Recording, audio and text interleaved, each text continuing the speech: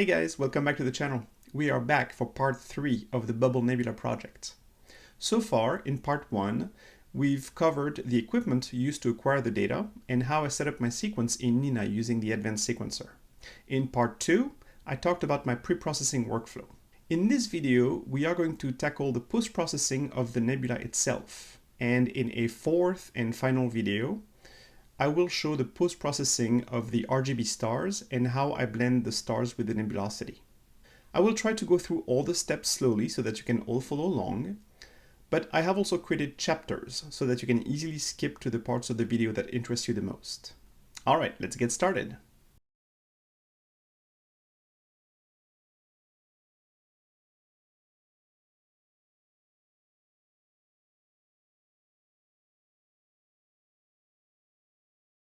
Whenever I work on a nebula, the first thing that I do is I extract the nebula from the stars using the StarNet process. Very simple. Open StarNet 2. We are working with linear data here, so make sure that you check that option, and then just drag and drop the triangle onto each image. And here is the result. So StarNet V2 did a really good job at removing all of the stars, and I don't see any obvious artifacts. So I think this looks really good, and it's a good first step, and it's going to make the rest of the process a lot simpler.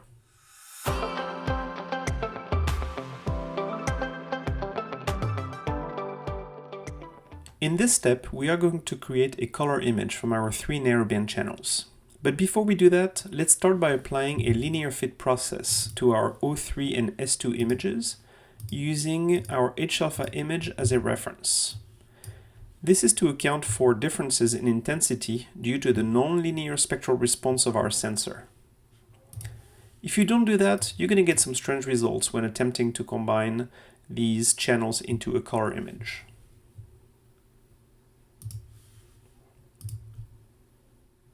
At this point, most people will use the LRGB combination process to create SHO images. They simply map the S2 image to the red channel, the H-alpha image to the green channel, and the O3 image to the blue channel. So let's see what we get.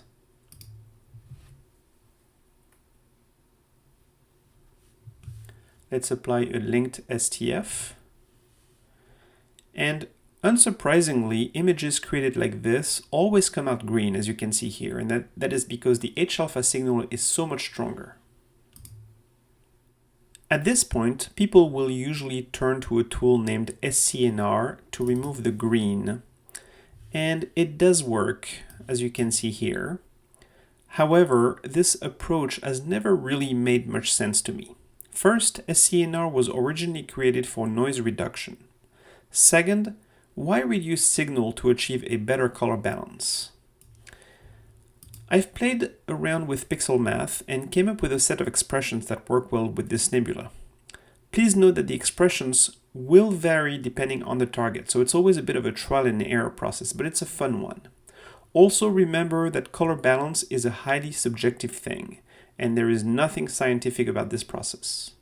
Our goal is just to get an aesthetically pleasing result. So let's open Pixel Math. Let's start by unchecking Use a single RGBK expression. And for the red channel, we are going to be using 0.3 times HA plus 0.7 times S2. For the green channel, we're going to be using 0.2 times HA plus 0.2 times S2 plus 0.6 times O3. Note that the factors that are used in this expression always add up to 1.0, and this is to avoid saturation. In the blue channel, we're going to keep things simple and just use O3.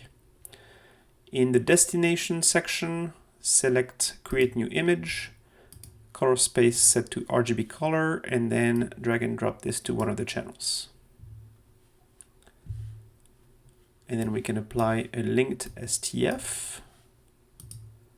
And this is what we get. So compare this to the image that we created using LRGB combination plus SCNR. I think this looks a lot better, and to me it's a much better starting point for the next step, which will be to apply a light linear noise reduction before we can stretch the image.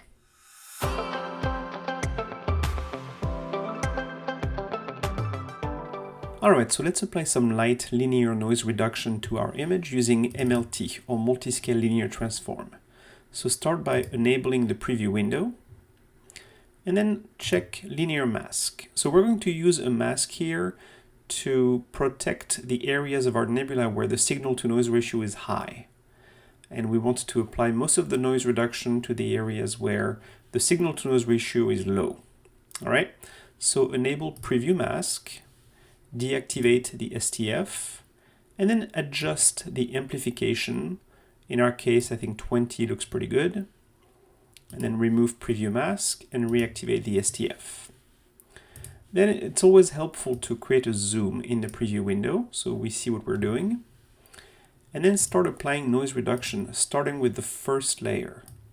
So you'll probably want to tweak the threshold and the amount, and then move on to the second layer, and you'll want definitely the threshold and the amount to be lower, and then same thing for the third layer.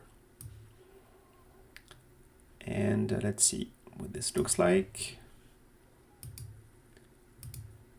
I think this looks good. The goal is not to get a perfectly smooth nebula at this point. We just want to knock out the noise before we stretch the image. So let's apply this to our image. There you go. And now we are ready for the next step.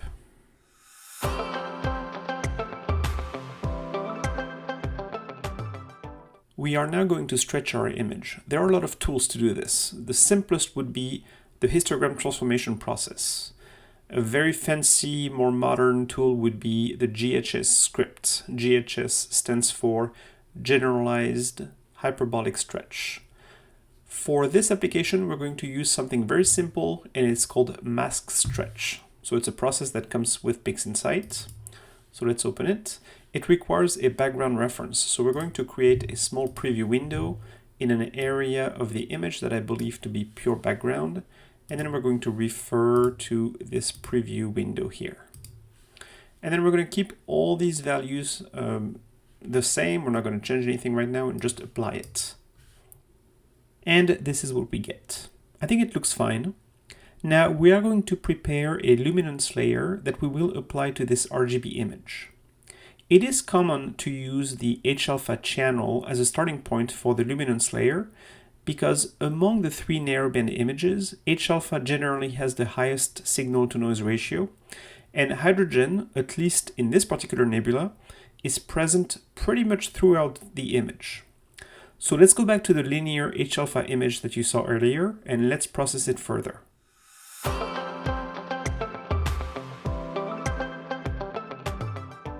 In this step, we are going to run a restoration process known as deconvolution on our starless H-alpha image. Deconvolution is able to recover, to some extent, some of the details lost due to atmospheric seeing or less than ideal guiding. It is not magical, however, and always remember that nothing beats good data. We are going to run deconvolution only on our H-alpha image. There are two reasons for that. The first one is that the O3 and S2 images don't have a whole lot of signal compared to H-alpha, and it is not advisable to run deconvolution on an image that has a low signal-to-noise ratio.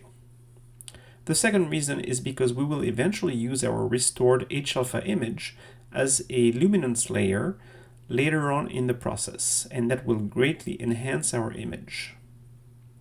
Alright. Whenever we want to run deconvolution, the first step is to obtain a PSF, or point spread function. For that, I opened the original H-alpha image, which contains the stars, and I am going to run the PSF image script. I always increase the number of stars to 100, especially in this case when there are well over 1,000 stars detected. And then I click on Evaluate. And here is the result, which looks good.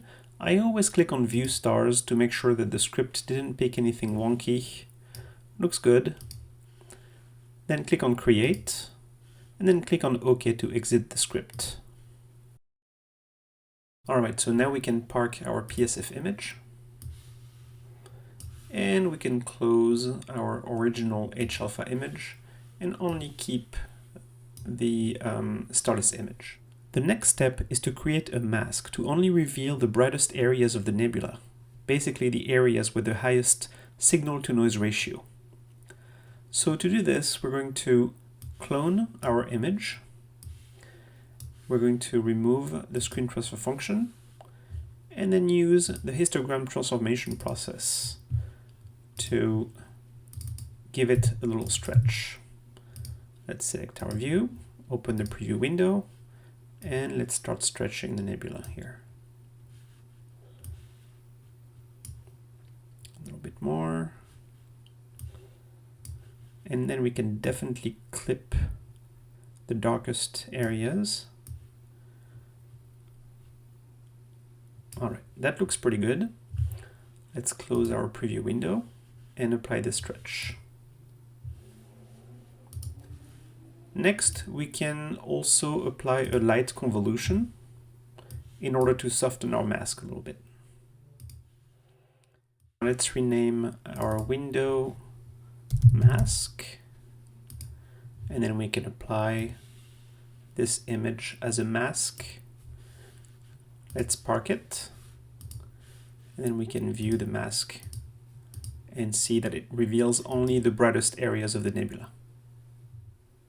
We are now ready to run the deconvolution process.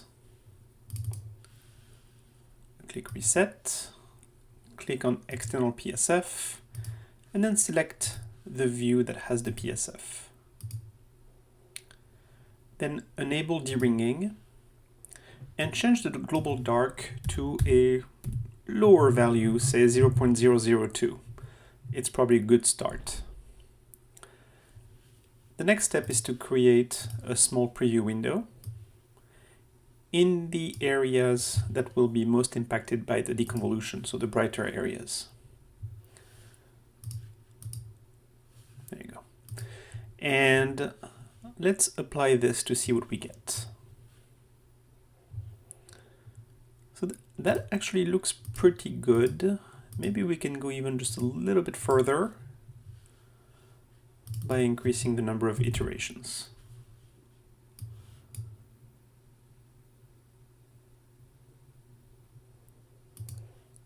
So before, after, before, after. Yeah, I think that looks good.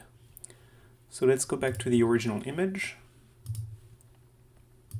Let's delete the preview window, and then let's apply this.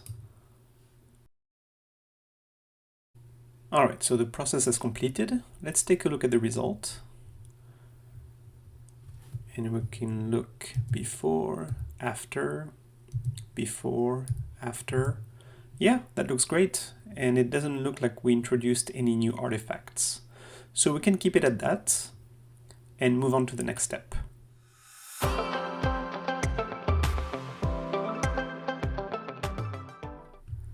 Let's go ahead and stretch our image. So we're going to use the histogram transformation process. Let's select our view. Let's open the preview window. We can disable the STF. And let's start stretching.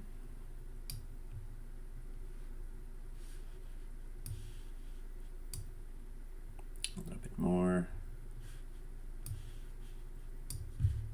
And then we can adjust this as well and maybe even clip the blacks a little bit. All right, that looks pretty good. All right, let's apply this now. And the next step is to deal with the very bright area right in the center here. We want to recover some of those details by using a process known as HDR multiscale transform. So let's do this next. Since we want to attack only the very brightest area right here in the center of the nebula, let's go ahead and create a mask. So we're going to clone our image, rename it mask, and then using the histogram transformation process, we can reveal only the brightest areas, like so. We can even tweak the mask slightly using the clone stamp process. Let's go ahead and do that.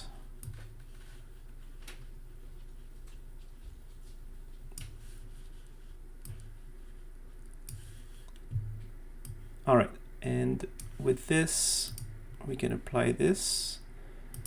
And here's our mask. So now let's apply our mask to our image. And as you can see, it reveals only the very center part of the nebula. So now we can apply the HDR multiscale transform. So open the process, select two lightness and lightness mask, and we're going to manually set the midtones balance to 0.15. Let's try. Zoom in. Before, after, before, after, before, after. So this is subtle, but it makes a big difference in terms of revealing some of the areas that otherwise would be completely burnt because they're just way too bright compared to the rest of the image. So I think we're good here. We don't need to do any more than that, and we can move on to the next step. So now let's apply some light curves in order to show more of the nebula here. So what we want to do is, in this area, we want to stretch it. So let's go like this, like that, and then the background sky, we want to keep it somewhat dark. So something like this probably looks okay. Let's see. Yeah, I think that could work. So let's go ahead and give it a try.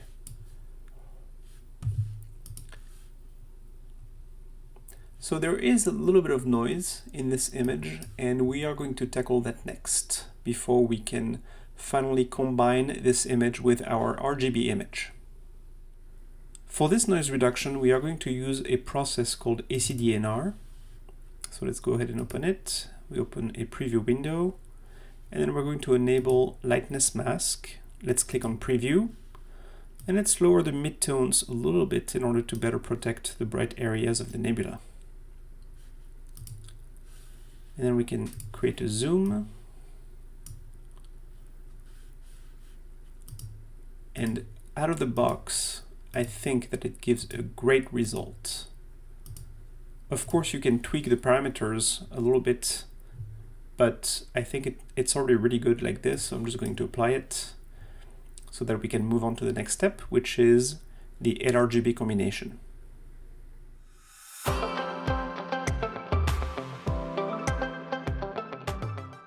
We're almost done. So I've already opened my color image in my Luminance layer. Let's start the LRGB combination process. Let's disable RGB, and for L, I am going to set my luminance image. We're going to enable chrominance noise reduction, and then we're going to drag and drop the little triangle onto the color image, and let's see what we get. And here's what we get. I think it looks great. A lot of good detail, very little noise, good color balance. So I think we can use this, and the next step is to tweak the colors and the levels in order to make this an even more pleasing image.